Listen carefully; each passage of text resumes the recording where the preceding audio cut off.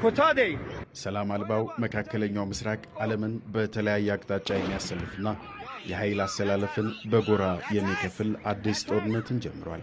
እስራኤል ሌሊቱን የተፈራውን ጦርነት በኢራን የኒውክሌር ጣቢያዎችን በመደብደብ ጀምረዋለች። እስራኤል በኢራን የኒውክሌር ጣቢያዎች ላይና በሀገሪቱ በተለያዩ ወታደራዊ ቦታዎች ላይ ሰፋ ያለ የአየር ጥቃትን ፈጽማለች። ኢራን ባላት ወታደራዊ አቅምና የኒውክሌር ማምረቻ ቦታዎቿ ሳቢያ በአሜሪካ በእስራኤልና በሌሎች በምዕራባውያን ሀገራት ጥርስ ውስጥ ገብታ ቆይታለች። እስራኤል ሌሊቱን በፈጸመችው ጥቃትም የኢራን ወታደራዊ መሪዎችን ጨምሮ የኒውክሌር ሳይንቲስቶቿን ገድላለች። የኒውክሌር ሳይንቲስቶቹን መሐመድ መህዲና ፈሬዶን አባስን ጨምሮ እስራኤል የኢራን ኢስላማዊ አብዮታዊ ጥበቃ ኃይል ዋና አዛዥ የሆኑትን ሜጀር ጄኔራል ሁሴን ሳሊምን በወታደራዊ ጥቃቱ ገድላለች። ይህ ብቻም አይደለም። የሀገሪቱ ወሳኝ የደህንነት ሰው የሆኑት ጋሊ ማሊም ሕይወታቸው በእስራኤል ጥቃት ሊያልፍ ይችላል ተብሎም ተጠርጥሯል። የእስራኤሉ ጠቅላይ ሚኒስትር ቤንያሚን ኔታንያሁ በቪዲዮ ባሰራጩት መግለጫቸው የኢራን የኒውክሌር ኃይል ስጋትነት እስኪወገድ ድረስ ዘመቻው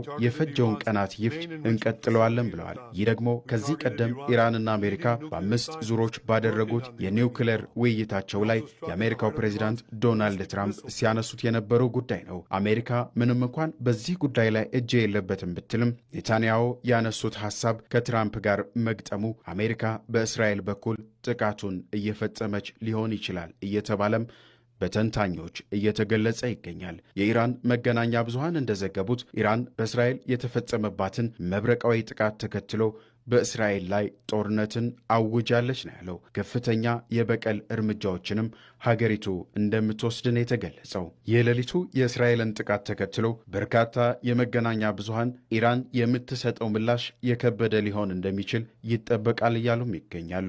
እስራኤል አስቀድሜ ከመጠቃቴ በፊት መጠነ ሰፊ ጥቃቶችን ጀምሬያለሁም ብላለች በጠቅላይ ሚኒስትር ቤንያሚን ኔታንያሁ በኩል። ይህ የእስራኤል ዘመቻ አንበሶች የጀመሩት ዘመቻ ነው ስትልም እስራኤል ገልጻለች።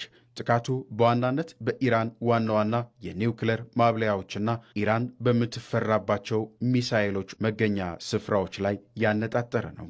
ይሁንና ጥቃቱን አስቀድመው የጀመሩት የእስራኤሉ ጠቅላይ ሚኒስትር ቤንያሚን ኔታንያሁ የኢራንን የመልሶ ማጥቃት እርምጃዎች እኛ የመመለስ አቅም አለን ሲሉም ዝግጅታቸውን ገልጸዋል። ኔታንያሁ ቀጥሎ ለእስራኤል ስጋት የሆነችው ኢራን የኒውክሌር ጦር መሳሪያዋን ልትታጠቅ አይገባም፣ የኢራን የኒውክሌር መሳሪያ እርምጃ ካልተወሰደበት በአሸባሪዎች እጅ ሊገባ ይችላልን ብለዋል። ጥቃቱንም ተከትሎ የኢራን አጸፋ